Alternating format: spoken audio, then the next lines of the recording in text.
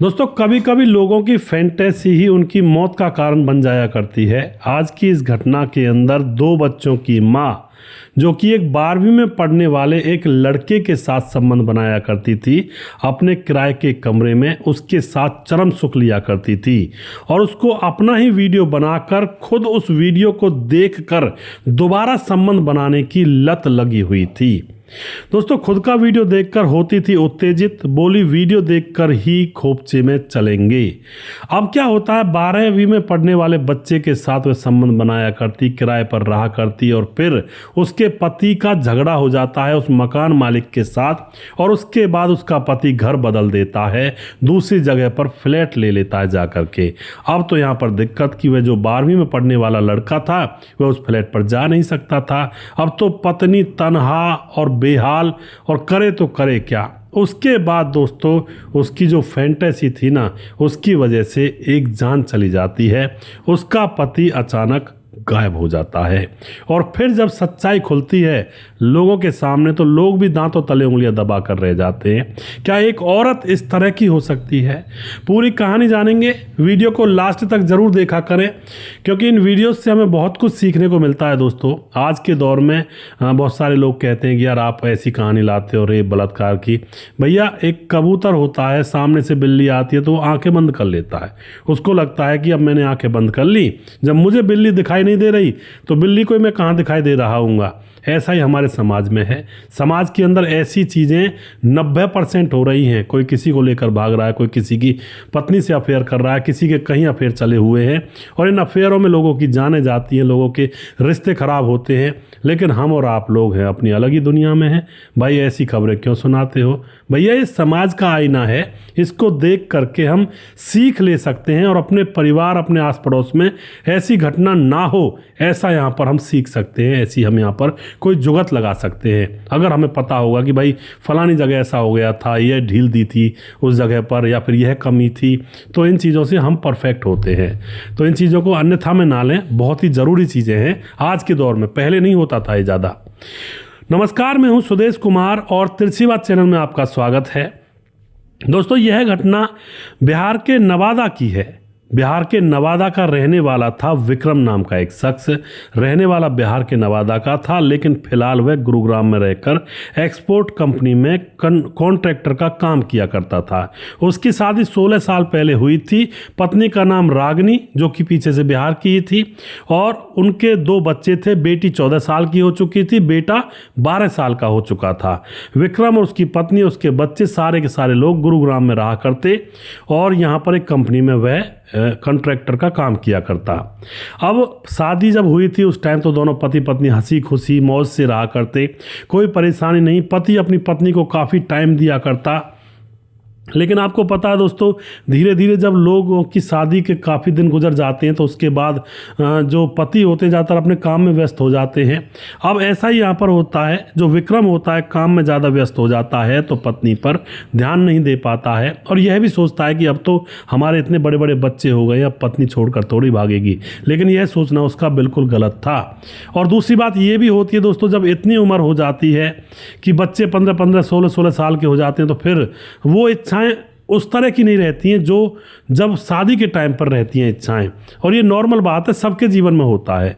अब यहाँ पर ऐसे ही विक्रम के जीवन में भी था। लेकिन दोस्तों उसकी पत्नी के मन में अभी ऐसा कुछ बुढ़ापे वाला सिस्टम नहीं था। वो अभी भी जवान थी अंदर से, अभी भी उसको वही चाहिए था, वही सुख चाहिए था, चरम सुख जो पहले पति शादी के टाइम पर देता। तो अब यहाँ पर क्या होता है दोस्तों, एक दिन की बात होती है, जो इस रागनी का पति होता है विक्रम, वह लौटकर आता ही नहीं है, वह गायब हो जाता है। जब सब जगह ढूंढा जाता है तो कहीं भी पता नहीं चलता। फिर कंपनी में जाकर पता किया जाता है। कंपनी वाले बताते हैं कि यहाँ पर आया तो था, सिर्फ 10 मिनट या आधा घंटा रुका होगा और 10 बजे तो यहाँ से वापस चला गया था। अब उसके बाद क्या होता है दोस्तों, घर वालों को खबर करती है यह पत्नी रागनी। घर वाले बिहार से सीधा वहीं पर आते हैं, आकर के FIR दर्ज करवाते हैं। उसके बाद पुलिस देखती है भाई कहाँ गायब हो गया। उसके फ़ोन की कॉल डिटेल्स निकाली जाती है तो कॉल डिटेल्स से कोई ऐसा क्लू पुलिस को नहीं मिलता है। अब जो परिवार के लोग थे वह वहीं पर उसी फ्लैट में जो उनके बेटे की पत्नी थी वहीं पर रुक जाते हैं और इस केस को देखते हैं, भाई हमारा बेटा मिलना चाहिए। लेकिन यहाँ पर एक अजीब सी निगाह करते हैं परिवार वाले, जो पत्नी थी रागिनी, विक्रम की पत्नी, उसको कोई गम गथा ही नहीं थी। वह तो बिल्कुल ऐसा था कि कोई पति खो गया, खो जाने तो कोई दिक्कत ही नहीं है। यानी कि उसके चेहरे पर बिल्कुल भी पति के प्रति चिंता नहीं थी कि पति आखिर गया तो गया कहाँ। अब बिहार के लोग दोस्तों खुर्रैठ होते हैं, बिल्कुल एक बात के पीछे लग जाते हैं तो लग ही जाते हैं। पुलिस से ज़्यादा तो दिमाग उन वहाँ के नॉर्मल लोगों में होता है। अब यहाँ पर क्या होता है, बिहार के लोग जो थे वह घर वाले पत्नी की तरफ देखते हैं तो उनको अजीब सा लगता है घर वालों को, और फिर पत्नी से ज़बरदस्ती पूछने लगते हैं कि बताओ क्या हुआ, कहाँ गया है हमारा बेटा, क्या उसने उसको कहीं मरवा तो नहीं दिया। दोस्तों पीछे लग जाते हैं उस औरत के। अब औरत जल्दबाजी में कह उठती है कि शायद हमारे पड़ोसी रविंद्र ने हमारे पति को मारा होगा। अब ये मारा होगा का मतलब क्या है, जो परिवार वाले होते हैं एकदम से समझ जाते हैं भाई हमारा बेटा तो गया, खोया नहीं है, उसको तो जान निकाल दी गई है। अब उसके बाद उससे पूछते क्या हुआ था, तो वह बताती है कि एक दिन पड़ोस में रहने वाला रविंद्र हमारे घर पर आया था कुछ लेने के लिए मेरे पति की गैरहाजिरी में, और फिर वह मुझे हाथ पकड़ करके मेरी रसोई के अंदर ले जाता है और वहाँ पर मेरे साथ संबंध बना लेता है, और उसके बाद वह वीडियो भी बना लेता है हमारे बीच जो संबंध बने थे, और अब वह वीडियो मुझे दिखा करके रोज़ ब्लैकमेल करके मेरे साथ संबंध बनाया करता है, बार बार वीडियो दिखा करके। अब यह बात वह अपने घर वालों को बताती है। घर वाले गुस्सा होते हैं कि पहले तुमने ये अपने पति को क्यों नहीं बताया, हमें क्यों नहीं बताया, अगर ऐसे कोई बाहर का परेशान कर रहा है तो तू अपने घर वालों को हमको बताती, हम देख लेते उसको, तूने अब तक नहीं बताया और आज बता रही है जब कांड कबाड़ा शायद हो गया है। अब तो दोस्तों यहाँ पर क्या होता है, अब वह यही कहती है कि वही हत्या, उसने ही हत्या की होगी।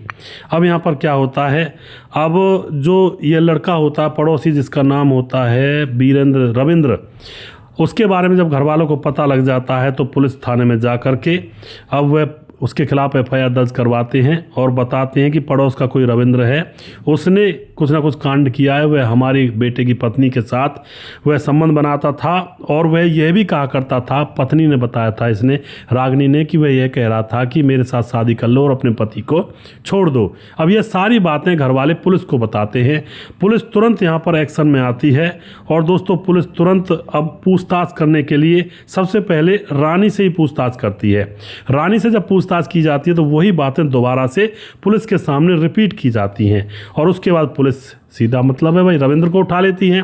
रविंद्र को जब उठाया जाता है और अच्छी तरह से उसकी रेलम पिलाई की जाती है तो पहले तो वह गुमराह करता है पुलिस को, लेकिन जब पुलिस के सामने दोस्तों आपको पता है 3rd डिग्री चलती है, अच्छे जो अपने मन में डॉन बने घूमते हैं वो भी पुलिस के सामने तोते की तरह बोलने लगते हैं। ऐसा ही यहाँ पर होता है, अच्छी तरह से खातिरदारी की जाती है तो यहाँ पर यह राज खोलता है, कहता हाँ मैंने इसके पति विक्रम की हत्या की है, उसको मारा है। वह बताता है कि मैंने अपने 2 दोस्तों के साथ, अभिषेक और खुर्शीद, हम 3 लोग थे गाड़ी में, और हमने उसको उसकी कंपनी से लिया, किसी काम के लिए बिठाया गाड़ी में, उसकी हत्या कर दी सुनसान जगह पर, और उसकी लाश को गुरुग्राम से बाहर हमारा एक तबेला है उसके पीछे खाली खेत पड़े हुए हैं, उन खेतों में उसकी लाश को हमने दफन कर दिया। अब तो पुलिस वही उसी जगह पर जाती है, लाश को खुदवाया जाता है उस जगह को, वहाँ से लाश मिलती है। अब तो लाश देख करके इस लड़के विक्रम के घर वाले तो बेहाल हो जाते हैं, रो रो कर बहुत बुरा इनका हाल हो जाता है।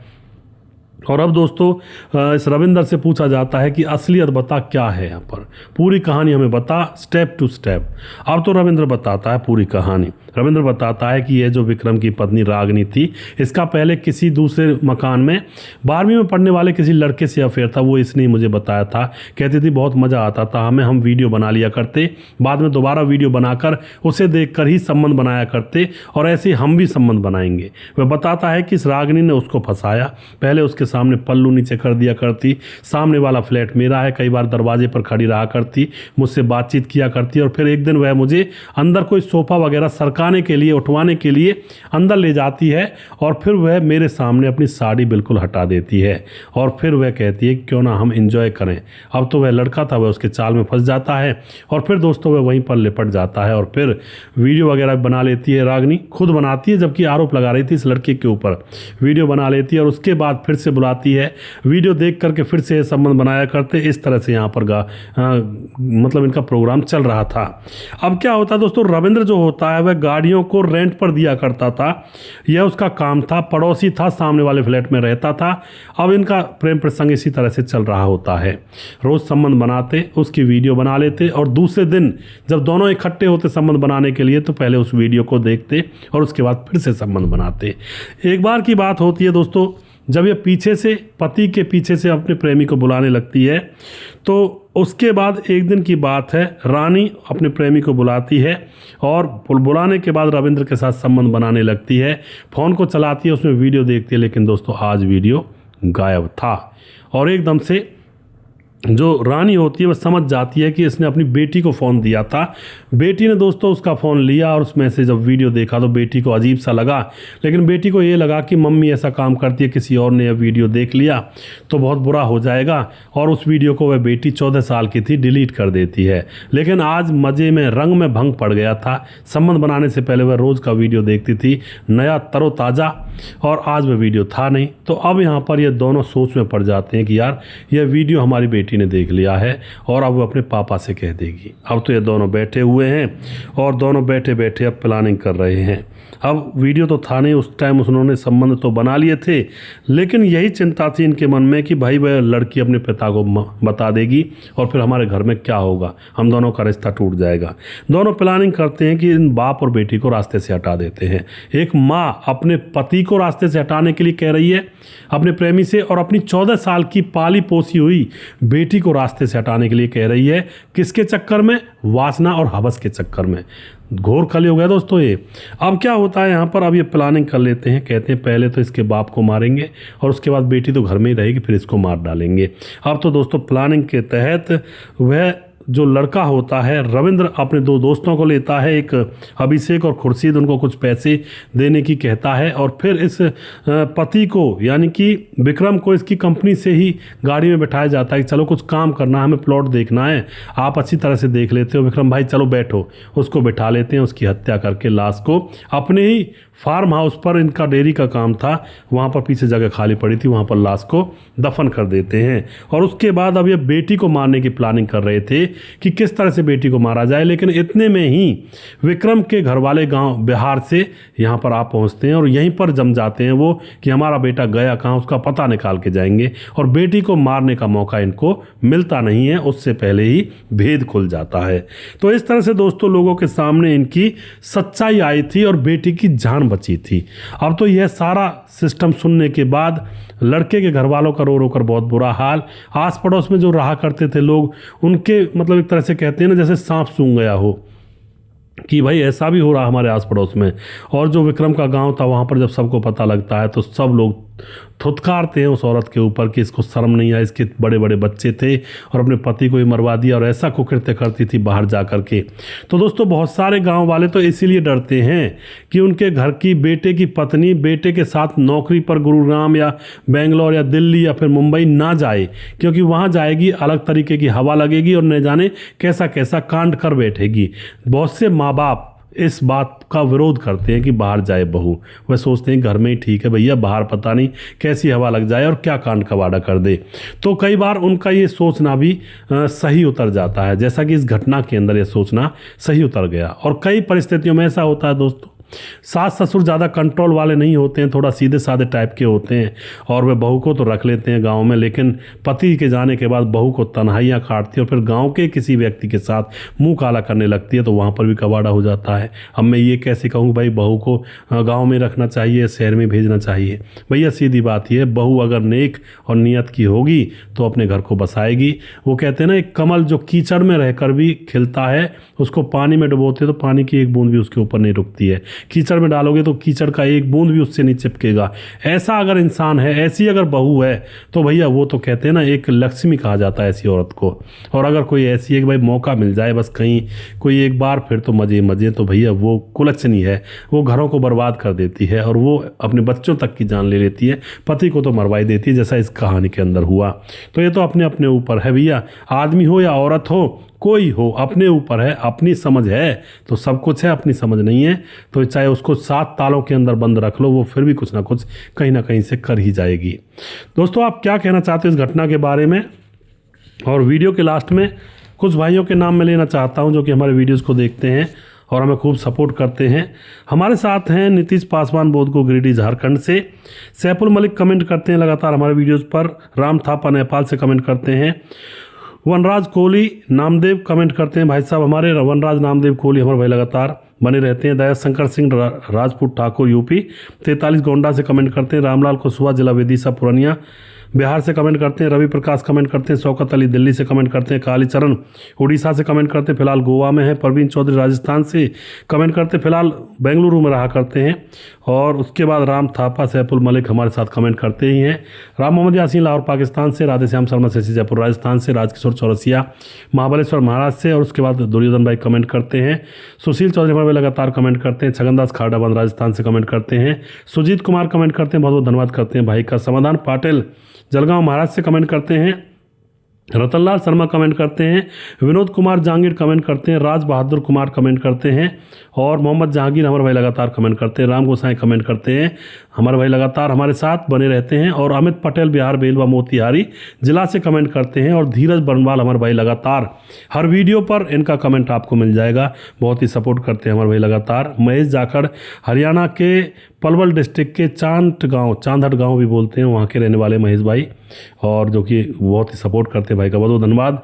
सूरज डी अमर भाई लगातार कमेंट करते हैं फिजी से, अमलेश राम कमेंट करते हैं, और उसके बाद हमारे साथ हैं रजत सैनी कमेंट करते हैं, मोनू जैन कमेंट करते हैं, और भी कोई भाई रह गया है तो उनका नाम मैं अगले वीडियो में ज़रूर लूँगा। अगला वीडियो बहुत जल्दी फिर से लेकर आऊँगा, तब तक आप खुश रहें, सावधान रहें। और एक भाई और हैं गुज्जर चट्टी जी भी नगर यूपी 16 से हैं, कई बार नाम भूल जाता हूं भाई का, बहुत ही सपोर्टेड इंसान है, हर वीडियो में उनका कमेंट मिलता है। अगला वीडियो बहुत जल्दी फिर से लेकर आऊँगा, तब तक आप खुश रहें, सावधान रहें। जय हिंद, जय भारत।